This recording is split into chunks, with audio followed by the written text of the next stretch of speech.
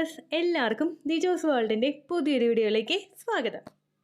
ഞാൻ ഈ ചോദിക്കുന്ന 5 ചോദ്യങ്ങൾക്ക് നിങ്ങളുടെ ഉത്തരം എസ് എന്നാണെങ്കിൽ നിങ്ങൾ പ്രഗ്നൻ്റ് ആണ്. അങ്ങനെയുള്ള 5 ചോദ്യങ്ങൾ ഏതൊക്കെയാണെന്ന് നമുക്ക് നോക്കാം. വീഡിയോ നമുക്ക് സ്റ്റാർട്ട് ചെയ്യാം. ഇതിനോടകം ഒരുപാട് പ്രഗ്നൻസി ലക്ഷണത്തിനെ പറ്റിയിട്ടുള്ള വീഡിയോസ് നമ്മുടെ ചാനലിൽ കൊടുത്തിട്ടുണ്ട്. ഒരുപാട് പേർക്ക് അങ്ങനെയുള്ള പ്രഗ്നൻസി ലക്ഷണങ്ങൾ ഉണ്ടായിട്ടുമുണ്ട്. പക്ഷേ മറ്റൊരു സൈഡ് എന്താണെന്ന് വെച്ച് കഴിഞ്ഞാൽ യാതൊരു തരത്തിലുള്ള പ്രഗ്നൻസി ലക്ഷണവും ഇല്ലാതെയും പ്രഗ്നന്റ് ആയിട്ടുള്ള ഒരുപാട് പേരുണ്ട്. അപ്പോൾ ഞാൻ ഈ പറയുന്ന പ്രഗ്നൻസി ലക്ഷണങ്ങൾ നിങ്ങൾക്കില്ലെങ്കിലും നിങ്ങൾ ഒട്ടും വിഷമിക്കേണ്ട ആവശ്യമില്ല. എക്സ്പെക്ടഡ് പീരിയഡ് ഡേറ്റിൽ ബ്ലീഡിങ് വരുന്നുണ്ടോ എന്ന് മാത്രം നിങ്ങൾ ശ്രദ്ധിക്കുക. ഇനി നിങ്ങൾക്ക് ബ്ലീഡിങ് വരുന്നുണ്ടെങ്കിൽ കൂടി തന്നെ പോകുന്ന രക്തത്തിന്റെ അളവ് എത്രത്തോളം ആണെന്നുള്ള കാര്യം കൂടി നിങ്ങൾ മോണിറ്റർ ചെയ്യണം. ഒരുപാട് ആളുകൾക്ക് ഇംപ്ലാന്റേഷൻ ബ്ലീഡിംഗ് ആയിട്ടും പ്രൊജസ്ട്രോൺ ഹോർമോണിന്റെ ഒരു ലോ ആയിട്ട് പോകുന്നതിന്റെ ഭാഗമായിട്ടും ത്രട്ടേൺഡ് മിസ്കാരേജ് ആവുന്നതിന്റെ ഭാഗമായിട്ടും ഫലോപ്പിയൻ ട്യൂബിൽ പ്രഗ്നൻസി ആയതിന്റെ ഭാഗമായിട്ടും ഒക്കെ ചെറുതായിട്ട് സ്പോട്ടിംഗ് ഉണ്ടാവുന്നുണ്ട്. അപ്പോൾ നിങ്ങൾക്ക് പോകുന്ന രക്തത്തിന്റെ അളവ് എത്രത്തോളം ആണെന്ന് നിങ്ങൾ മോണിറ്റർ ചെയ്യുക. പ്രീവിയസ് മാസങ്ങളെ അപേക്ഷിച്ച് ബ്ലീഡിംഗ് പോകുന്നതിന്റെ അളവ് കുറവാണെങ്കിൽ നിങ്ങൾ പ്രഗ്നൻസി ടെസ്റ്റ് ചെയ്ത് നോക്കണം. നെഗറ്റീവ് ആണെങ്കിൽ ആ ലോ ബ്ലീഡിങ്ങിന്റെ റീസൺ എന്താണെന്ന് അറിയാൻ വേണ്ടിയിട്ട് നിങ്ങൾ ഡോക്ടറെ കൂടി കാണണം കേട്ടോ. ഇവിടെ ഏറ്റവും ആദ്യത്തെ പ്രഗ്നൻസി ലക്ഷണം എന്ന് പറയുന്നത് ഓവറായിട്ട് നിങ്ങൾക്ക് ടയർഡ്നെസ് ഫീൽ ചെയ്യുന്നുണ്ടോ എന്ന് നിങ്ങൾ നോക്കുക. യെസ് എന്നാണെങ്കിൽ പ്രഗ്നൻസി പോസിറ്റീവ് ആകാനായിട്ട് ചാൻസ് ഉണ്ട്. റീസൺ എന്താണ് ഇതിന്റെ പുറകിലുള്ളതെന്ന് നോക്കാം. നമ്മൾ പ്രഗ്നന്റ് ആകുന്ന സമയത്ത് ശരീരത്തിൽ പ്രൊജസ്ട്രോൺ ഹോർമോണിന്റെയും അതുപോലെ HCG എന്ന ഹോർമോണിന്റെയും ഹൈക്ക് ഉണ്ടാവാറുണ്ട്. HCG ഹോർമോൺ ശരീരം പുറപ്പെടുവിപ്പിക്കുന്നത് നിങ്ങൾ പ്രഗ്നന്റ് ആകുന്ന സമയത്താണ്. സാധാരണ നമ്മുടെ ശരീരത്തിൽ കുറച്ചുള്ള ഒരു ഹോർമോൺ ആണ്. അതൊരു 2 താഴെ ആയിരിക്കും ആ ലെവൽ നിങ്ങൾ നോൺ പ്രഗ്നന്റ് ആകുന്ന സമയത്ത് ഉണ്ടാവുന്നത്. പക്ഷേ പ്രഗ്നൻസി പോസിറ്റീവ് ആകുന്ന സമയത്ത് നമ്മുടെ ശരീരത്തിലെ HCG ഹോർമോണിന്റെ വാല്യൂ കൂടുന്നു. അതുപോലെ തന്നെ പ്രൊജസ്ട്രോൺ ഹോർമോൺ നമ്മൾ നേരത്തെ തന്നെ നമ്മൾ പ്രഗ്നൻസി അല്ലാതിരിക്കുന്ന സമയത്തും ശരീരത്തിൽ ഉണ്ടാവുന്ന ഹോർമോണാണ് ഈസ്ട്രോജനും പ്രൊജസ്ട്രോണും. പക്ഷേ പ്രഗ്നൻസി സർവൈവ് ചെയ്യാൻ വേണ്ടിയിട്ട് നിങ്ങൾക്ക് പ്രഗ്നൻസി പോസിറ്റീവ് ആയി കഴിയുമ്പോഴേക്കും ശരീരത്തിൽ ഉണ്ടാകുന്ന പ്രൊജസ്ട്രോൺ ഹോർമോണിന്റെ അളവ് കൂടാറുണ്ട്. പ്രൊജസ്ട്രോണിന്റെ സപ്ലിമെന്റ്സ് എടുക്കുന്നവർക്ക് അറിയാം, ആ മെഡിസിൻ എടുക്കുമ്പോഴേക്കും നമുക്ക് കുറച്ച് സൈഡ് എഫക്ട്സ് ഉണ്ടാവാറുണ്ട്. ഈ സൈഡ് എഫക്ട്സ് നമുക്ക് വരുന്നത് പ്രൊജസ്ട്രോൺ ശരീരത്തിൽ കൂടുമ്പോഴാണ്. ഇതേ സെയിം മെക്കാനിസം തന്നെയാണ് നമ്മൾ പ്രഗ്നൻസി പോസിറ്റീവ് ആകുന്ന സമയത്തും സംഭവിക്കുന്നത്. പ്രഗ്നൻസി പോസിറ്റീവ് ആകുമ്പോഴേക്കും ശരീരത്തിലെ പ്രൊജസ്ട്രോൺ ഹോർമോണിന്റെ അളവ് നല്ല ഹൈക്കിലോട്ട് എത്തുന്നതിന്റെ ഭാഗമായിട്ടും HCG ഹോർമോൺ ശരീരത്തിൽ കൂടുന്നതിന്റെ ഭാഗമായിട്ടും നിങ്ങൾക്ക് ഓവറായിട്ട് ടയർഡ്നെസ് ഫീൽ ചെയ്യുന്നു. ഏത് സമയവും എവിടെയെങ്കിലും കിടന്നാൽ മതി എന്ന തരത്തിലേക്ക് നിങ്ങൾക്ക് മൈൻഡിന് വ്യത്യാസം വരുന്നത് ഈ ഒരു ലക്ഷണം ഉള്ളതിന്റെ ഭാഗമായിട്ടാണ് കേട്ടോ. കണ്ടിന്യൂസ് ആയിട്ട് നിങ്ങൾക്ക് ഈ ഒരു പ്രഗ്നൻസി ലക്ഷണം ഉണ്ടാകുന്നുണ്ടെങ്കിൽ അത് പ്രഗ്നൻസി പോസിറ്റീവ് ആയതിന്റെ ഒരു സൂചനയായിട്ട് നമുക്ക് പറയാനായിട്ട് സാധിക്കും. എക്സ്ട്രീം ആയിട്ട് ടയർഡ്നെസ് നിങ്ങൾക്ക് ഫീൽ ചെയ്യുന്ന സമയത്ത് നിങ്ങൾ മസ്റ്റ് ആയിട്ട് ശ്രദ്ധിക്കണം യാതൊരു തരത്തിലുള്ള സപ്ലിമെന്റ്സ് നിങ്ങൾ എടുക്കുന്നില്ല എന്ന്.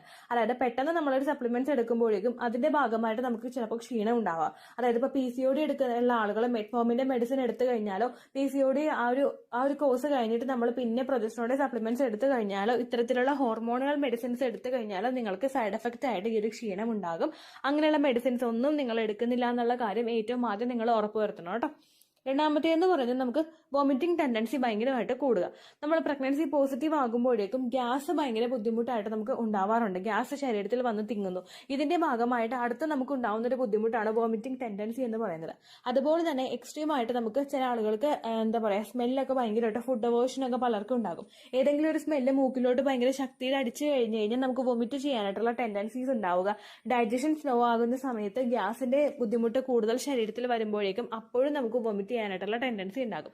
അതുപോലെ തന്നെ HCG ഹോർമോണിന്റെ അളവ് ഭയങ്കരമായിട്ട് കൂടുമ്പോഴും നമുക്ക് ഫസ്റ്റ് ട്രൈമസ്റ്ററിൽ വോമിറ്റിംഗ് ടെൻഡൻസി ഉണ്ടാകും. ചിലർക്ക് അങ്ങനെ വോമിറ്റ് ചെയ്യാണ്ട് അവിടെ ഇങ്ങനെ വന്ന് നിൽക്കുന്ന ബുദ്ധിമുട്ടായിരിക്കും. വോമിറ്റ് ചെയ്ത് പോയിരുന്നെങ്കിൽ ഒരു സമാധാനം കിട്ടും. പക്ഷെ വോമിറ്റ് ചെയ്ത് പോകാത്ത അവസ്ഥയായിരിക്കും പലർക്കും ഉണ്ടാവുന്നത് കേട്ടോ. ഇതും ഞാൻ നേരത്തെ പറഞ്ഞതുപോലെ തന്നെ സപ്ലിമെന്റ്സ് എടുക്കുന്ന ആളുകൾക്ക്, അതായത് ഹോർമോൺ ടാബ്ലറ്റ്സ് ഒക്കെ എടുക്കുന്ന ആളുകൾക്ക് തുടർച്ചയായിട്ട് ഉണ്ടാവുന്ന ഒരു ലക്ഷണമാണിത്. പക്ഷെ അങ്ങനെയൊന്നും നിങ്ങൾ എടുക്കുന്നില്ല, കണ്ടിന്യൂസ് ആയിട്ട് നിങ്ങൾക്ക് ഈ ഒരു ലക്ഷണം വരുന്നുണ്ടെങ്കിൽ അത് നിങ്ങൾക്ക് ഈ പ്രൊജസ്ട്രോണിന്റെയും അതുപോലെ HCG ഹോർമോണും കൂടുന്നത് കൊണ്ടാണ് കേട്ടോ. ഈ വോമിറ്റിംഗ് ടെൻഡൻസി നമുക്ക് ഫസ്റ്റ് ട്രൈമസ്റ്റർ വരെയും ഭയങ്കര വേഴ്സ് ആയിട്ട് അനുഭവപ്പെടാനായിട്ട് ചാൻസ് ഉണ്ട്. മോർണിംഗ് സിക്നസ് ഒക്കെ അതിന്റെ എക്സ്ട്രീമിൽ എത്തുന്ന ആളുകളുണ്ട് കേട്ടോ. ഹോസ്പിറ്റലിൽ പോയിട്ട് ഡ്രിപ്പ് ഇട്ട് കിടക്കേണ്ട സിറ്റുവേഷൻസ് ഉണ്ടാകുന്നവരും ഒക്കെ ഉണ്ട്. അപ്പോൾ നിങ്ങൾക്ക് അങ്ങനെ അല്ലാതെ ലക്ഷണങ്ങൾ വരുന്നുണ്ടെങ്കിലും ഏകദേശം ഒരു ഫസ്റ്റ് ട്രൈമസ്റ്റർ ആകുമ്പോഴേക്കും അത് ഡ്രോപ്പ് ആവാനായിട്ട് ചാൻസ് ഉണ്ട്. കാരണം ഫസ്റ്റ് ട്രൈമസ്റ്റർ തീരാറാകുന്ന സമയത്ത് HCG ഹോർമോണിന്റെ ലെവലൊക്കെ ഏകദേശം ഒരു ഹൈക്കിൽ എത്തിയിട്ടുണ്ടാകും. അതുകൊണ്ട് പിന്നീട് അങ്ങോട്ടേക്ക് ഒരുപാട് ഹൈക്ക് ആ ഒരു ഹോർമോൺ ഇല്ലാത്തത് കൊണ്ട് നിങ്ങൾക്ക് ആ ഒരു ലക്ഷണമൊക്കെ ആ സമയം എത്തുമ്പോഴേക്ക് സ്റ്റോപ്പ് ആകാനായിട്ട് ചാൻസ് ഉണ്ട് കേട്ടോ. രണ്ടാമത്തെ ലക്ഷണം അതാണ്. അങ്ങനെ വരുന്നുണ്ടെങ്കിൽ നിങ്ങൾക്ക് പ്രഗ്നൻസി പോസിറ്റീവ് ആകാം കേട്ടോ. മൂന്നാമത്തെ ലക്ഷണം എന്ന് പറയുന്നത് നമ്മുടെ ബ്രസ്റ്റിലെ കളർ ചേഞ്ചസ് ഉണ്ടാവുക. പ്രിമെൻസ്ട്രൽ സിംറ്റം ആയിട്ട് അങ്ങനെ ആർക്കും തന്നെ ഇല്ലാത്ത ഒരു കാര്യമാണ് ബ്രസ്റ്റിൽ കളർ ചേഞ്ച് ഉണ്ടാകുന്നത്. ബ്രസ്റ്റിൽ കളർ ചേഞ്ച് നമുക്ക് അനുഭവപ്പെടുന്നത് നിപ്പിളിന് ചുറ്റുമുള്ള ഒരു ഏരിയയിലായിരിക്കും. നിങ്ങൾ പ്രഗ്നൻസി പോസിറ്റീവ് ആകുന്നതിന് മുൻപ് നിങ്ങളുടെ ബ്രസ്റ്റ് ഒന്ന് നോക്കി നോക്കുക. അത് നമുക്ക് ബ്രൗൺ കളറിലായിരിക്കും ഉണ്ടാകുന്നത്. ഒന്നില്ലെങ്കിൽ ലൈറ്റ് ആയിട്ടുള്ള ബ്രൗൺ, അല്ലെങ്കിൽ കുറച്ച് ഡാർക്കിനെ അത്രയും പോകണ്ട എന്നാൽ ഒരു കുറച്ചൊരു ബ്രൗൺ ഷെയ്ഡിലായിരിക്കും നമുക്ക് ബ്രസ്റ്റിന്റെ ആ ഒരു സൈസ്, ആ ഒരു നിപ്പിളിന് ചുറ്റുമുള്ള ഏരിയ കാണുന്നത് കേട്ടോ. പക്ഷേ പ്രഗ്നൻസി പോസിറ്റീവ് ആയി കഴിഞ്ഞ് കഴിഞ്ഞാൽ ബ്രസ്റ്റിന്റെ ആ ഒരു കളറിൽ നിങ്ങൾക്ക് വ്യത്യാസം ഫീൽ ചെയ്യാനായിട്ട് തുടങ്ങും. ആ ഒരു ചുറ്റുമുള്ള ഏരിയ നമുക്ക് വലുതാവാനായിട്ട് തുടങ്ങും. അതുപോലെ തന്നെ നമ്മുടെ ആ ഒരു കളർ ചേഞ്ച് ഭയങ്കര ബ്ലാക്കിലോട്ട് അത് ചേഞ്ച് ആവാനായിട്ട് തുടങ്ങും. ബ്രൗൺ ആണെങ്കിലും ബ്രൗണിന്റെ ആ ഒരു കളറിന്റെ ഡാർക്ക് പോകുന്നതിന്റെ എക്സ്ട്രീമിലോട്ട് നിങ്ങൾക്ക് കളർ എത്താനായിട്ട് തുടങ്ങും. പ്രഗ്നൻസി പോസിറ്റീവ് ആകുമ്പോൾ പലർക്കും ഉണ്ടാകുന്ന മെലാസ്മ എന്ന് പറഞ്ഞൊരു കണ്ടീഷൻ ഉണ്ട്. അതായത് സ്കിൻ കളറിൽ ചേഞ്ചസ് ഉണ്ടാകുന്ന ഒരു കണ്ടീഷൻ ഉണ്ട്. പലർക്കും അതിന്റെ ഭാഗമായിട്ടാണ് ഇങ്ങനെയുള്ള കളർ ചേഞ്ചസ് വിസിബിൾ ആയിക്കൊണ്ടിരിക്കുന്നത് കേട്ടോ. പ്രഗ്നൻസിയുടെ ഫസ്റ്റ് ട്രൈമസ്റ്ററിൽ തന്നെ എല്ലാവർക്കും ഉണ്ടാകുന്ന ഒരു വ്യത്യാസമാണിത്. പ്രഗ്നൻസിയിൽ ഫസ്റ്റ് ട്രൈമസ്റ്ററിൽ തുടങ്ങിയിട്ട് ഏകദേശം നമ്മുടെ ഒരു ഡെലിവറി ഒക്കെ കഴിഞ്ഞ് ഫീഡിംഗ് ഒക്കെ സ്റ്റോപ്പ് ചെയ്യാറാകുമ്പോൾ മാത്രമേ ആ ഒരു നോർമൽ ആയിട്ടുള്ള ഒരു കളർ ചേഞ്ചിലോട്ട് ബ്രസ്റ്റ് എത്തുകയുള്ളൂ. പ്രഗ്നൻസി പോസിറ്റീവ് ആകുന്ന സമയത്ത് ബ്രസ്റ്റിന് ഉണ്ടാകുന്നത് പോലെ തന്നെയുള്ള മാറ്റങ്ങൾ നമുക്ക് സ്റ്റൊമക്കിൽ ഉണ്ടാകുന്നത് പോലെ തന്നെയുള്ള മാറ്റങ്ങൾ നമുക്ക് ബ്രസ്റ്റിലും ഉണ്ടാകാനായിട്ട് ചാൻസ് ഉണ്ട്. അതുകൊണ്ടാണ് ഈ ഒരു വ്യത്യാസം കാണുന്നത് കേട്ടോ. ബ്രസ്റ്റിൽ ഇത് മാത്രമല്ല, ബ്രസ്റ്റിന്റെ സൈസിന് വ്യത്യാസം വരിക, ബ്രസ്റ്റിൽ സ്ട്രെച്ച് മാർക്സ് വരിക, ബ്രസ്റ്റിന് അവിടെയുള്ള സ്കിന്ന് പീലിംഗ് ആയിട്ട് തുടങ്ങുക, അതായത് സ്കിന്ന് പൊളിയുന്നത് പോലെ തോന്നുക. സ്ട്രെച്ച് മാർക്സ് എന്നതുകൊണ്ട് ഉദ്ദേശിച്ചത് ബ്രസ്റ്റിൽ ആ ഒരു വര പോലെ, നമുക്ക് വയറ് വലുതാകുമ്പോൾ ഒരു വര സ്കിന്നിൽ വരില്ലേ, അതുപോലെ നിങ്ങൾക്ക് ചിലപ്പോൾ ബ്രസ്റ്റിലും ഉണ്ടാകാനായിട്ട് ചാൻസ് ഉണ്ട് കേട്ടോ. ഒപ്പം നിപ്പിൾ ഇജക്ട് ചെയ്ത് പുറത്തേക്ക് നിൽക്കുന്നത് പോലെ നിങ്ങൾക്ക് ബ്രസ്റ്റിൽ ചേഞ്ചസ് ഉണ്ടാകാനായിട്ടൊക്കെ ചാൻസ് ഉണ്ട് കേട്ടോ. അതൊക്കെ ഏർലി സ്റ്റേജിൽ തന്നെ നിങ്ങൾക്ക് ഉണ്ടാകുന്ന മാറ്റങ്ങളാണ്. ഫീഡ് ചെയ്യാനായിട്ട് ബ്രസ്റ്റ് പ്രിപ്പയർ ആയി തുടങ്ങും. ഫസ്റ്റ് ട്രൈമസ്റ്ററിൽ തന്നെ കുഞ്ഞിന് ഫീഡ് ചെയ്യാൻ വേണ്ടിയിട്ട് ബ്രസ്റ്റ് പ്രിപ്പയർ ആകും. അതുകൊണ്ടാണ് ഇങ്ങനെയുള്ള മാറ്റങ്ങൾ നിങ്ങൾക്ക് കണ്ടു തുടങ്ങുന്നത് കേട്ടോ. അടുത്ത് നിങ്ങൾ ശ്രദ്ധിക്കേണ്ട കാര്യം, നിങ്ങൾക്ക് പീരിയഡ് ഡേറ്റ് മിസ് ആയിട്ടുണ്ടോ എന്ന് നോക്കുക. ഇതെല്ലാ ലക്ഷണങ്ങളും വന്നതിന് ശേഷം നിങ്ങൾ അടുത്ത് ചിന്തിക്കേണ്ടത് പീരിയഡ് ഡേറ്റ് മിസ് ആകുന്നുണ്ടോ എന്നുള്ളൊരു കാര്യമാണ്. നോർമലി പല ആളുകൾക്കും PCOD ഉള്ളവരും അതുപോലെ മറ്റുള്ള ഹോർമോണൽ ഇംബാലൻസസ് കൊണ്ട് ഇറഗുലർ ആയിട്ട് മെൻസ്ട്രൽ സൈക്കിൾ പോകുന്നവരും ഉണ്ട്. അങ്ങനെയുള്ള ആളുകൾക്ക് പീരിയഡ് മിസ് ആവുന്നതിന് അങ്ങനെ കണ്ണും പൂട്ടി പ്രഗ്നൻസി ആണെന്ന് ചിന്തിക്കാനായിട്ട് സാധിക്കില്ല. പക്ഷെ അങ്ങനെയൊന്നും ഇല്ലാതെ റെഗുലർ ആയിട്ട് മെൻസ്ട്രൽ സൈക്കിൾ പോകുന്ന ഒരാൾക്ക് ജസ്റ്റ് ഒന്ന് സഡൻ ആയിട്ട് പീരിയഡ്സ് അങ്ങനെ മിസ് ആയിട്ട് ഇതുപോലെ കണ്ടിന്യൂസ് ലക്ഷണങ്ങൾ വരുന്നുണ്ടെങ്കിൽ അത് പ്രഗ്നൻസി പോസിറ്റീവ് ആയതിന്റെ ആകാനായിട്ട് ചാൻസ് ഭയങ്കര കൂടുതലാണ് കേട്ടോ. പീരിയഡ്സ് ഏകദേശം നമ്മൾ ഇറഗുലർ ആയിട്ടുള്ള മെൻസ്ട്രൽ സൈക്കിളാണ് നിങ്ങൾക്കെങ്കിൽ നിങ്ങളത് റെഗുലറൈസ് ചെയ്യാൻ വേണ്ടിയിട്ടുള്ള കാര്യങ്ങൾ ചെയ്യുക. അത് ചെയ്തിട്ട് നിങ്ങൾ പ്രഗ്നൻസി നോക്കുകയാണെങ്കിൽ നമുക്ക് കണ്ടിന്യൂസ് ആയിട്ട് ആ ഒരു 1-2 അറ്റംപ്റ്റിൽ തന്നെ റിസൾട്ട് കിട്ടാൻ വേണ്ടിയിട്ട് അത് സഹായിക്കും. ഇന്ന് നമ്മൾ അത് കൺട്രോൾ ചെയ്യുന്നില്ല, പീരിയഡ്സ് നമ്മൾ റെഗുലർ ആക്കാതെ തന്നെ പ്രഗ്നൻസി നോക്കുകയാണ്, ഹോർമോൺ ഇഞ്ചക്ഷൻസ് എടുക്കുകയാണ്, അങ്ങനെയൊക്കെ പോകുന്നുണ്ടെങ്കിൽ നമുക്ക് സക്സസ് കിട്ടാനായിട്ടുള്ള ചാൻസ് കുറച്ചൊന്ന് നീണ്ടു പോകും കേട്ടോ. ഇറഗുലർ മെൻസ്ട്രൽ സൈക്കിൾ ഒരു 21 ദിവസത്തിനേക്കാളും കുറവും 35 ദിവസത്തിനേക്കാളും കൂടുതലും പോകുന്നതാണ്. അപ്പോൾ അങ്ങനെ അല്ലാത്തൊരു മെൻസ്ട്രൽ സൈക്കിൾ ആണ് നിങ്ങൾക്കുള്ളതെന്ന് നിങ്ങൾ കൃത്യമായിട്ട് ഉറപ്പ് വരുത്തണം കേട്ടോ. അടുത്തൊരു മാറ്റമൊന്നും ലക്ഷണം എന്ന് പറയുന്നത് ഇതാണ്. ഇപ്പൊ 4ാമത്തെ പോയിന്റ് ആയി നമ്മൾ. ഇനി 5ാമത്തെ പോയിന്റിൽ സംസാരിക്കുന്നത് ഇതെല്ലാം നിങ്ങൾക്ക് ഫസ്റ്റ് ടൈം ആണോ വരുന്നതെന്ന് നോക്കുക. നമുക്ക് കൺക്ലൂഡ് ചെയ്യാൻ പറ്റുന്ന ഓൾമോസ്റ്റ് ഒരു 80% നമ്മൾ പ്രഗ്നൻസി ആണെന്ന് നമുക്ക് തിരിച്ചറിയാൻ പറ്റുന്ന ഒന്നാണ് ഈ ലാസ്റ്റത്തെ പോയിന്റ് എന്ന് പറയുന്നത്. നമ്മൾ ഫസ്റ്റ് ടൈം ആണോ നമുക്ക് ഇതൊക്കെ വരുന്നത്.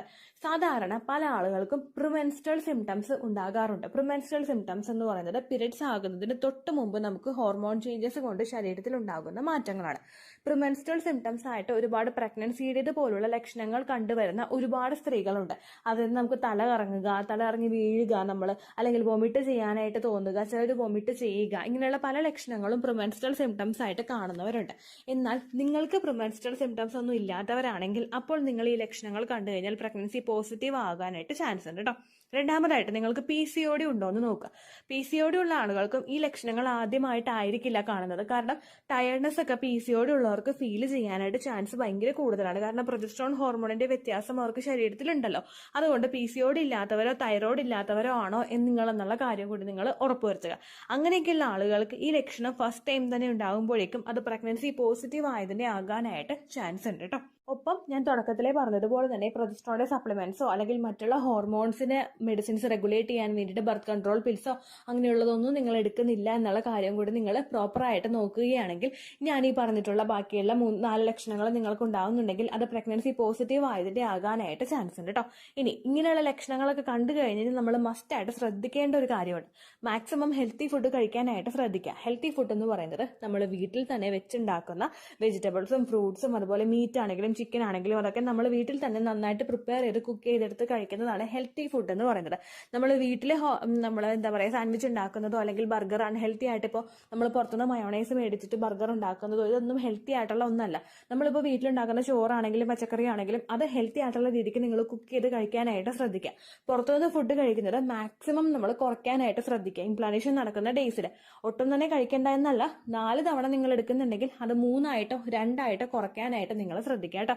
ഒപ്പം നിങ്ങൾ ഫിസിക്കലി ആക്റ്റീവ് ആയിട്ടിരിക്കാനായിട്ട് ശ്രദ്ധിക്കുക. മാക്സിമം നിങ്ങൾ ഫോർട്ടിലിറ്റി എക്സസൈസ് എങ്കിലും ആ സമയത്തുകൾ ചെയ്യുക.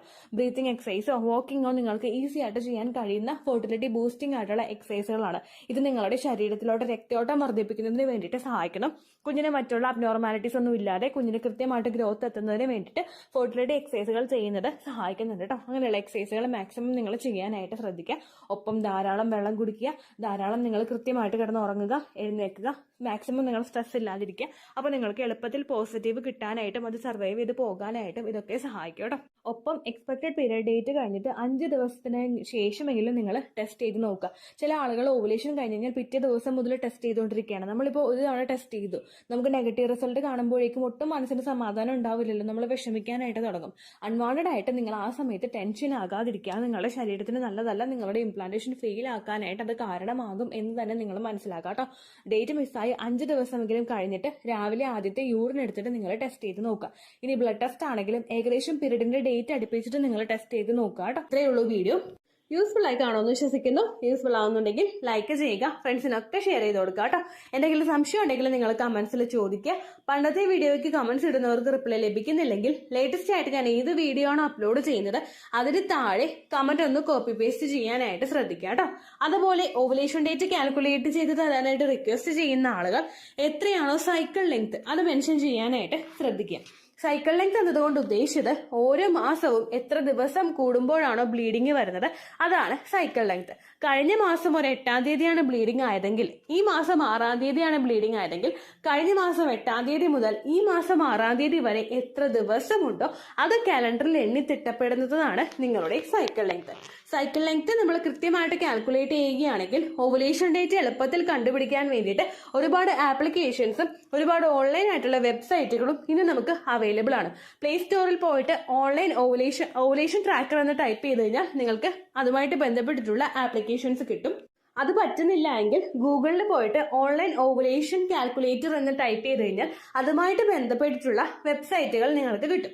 അതിൽ നിങ്ങളുടെ ലാസ്റ്റ് മന്തിലെ മെൻസ്ട്രേഷന്റെ ഡേറ്റും ഒപ്പം ഞാൻ ഈ പറഞ്ഞ രീതിക്ക് നിങ്ങൾ കാൽക്കുലേറ്റ് ചെയ്യുന്ന സൈക്കിൾ ലെങ്ത്തും എൻ്റർ ചെയ്ത് കൊടുക്കുകയാണെങ്കിൽ നിങ്ങൾക്ക് കൃത്യമായിട്ട് ഓവുലേഷൻ ഡേറ്റ് കണ്ടുപിടിക്കാനായിട്ട് സാധിക്കും.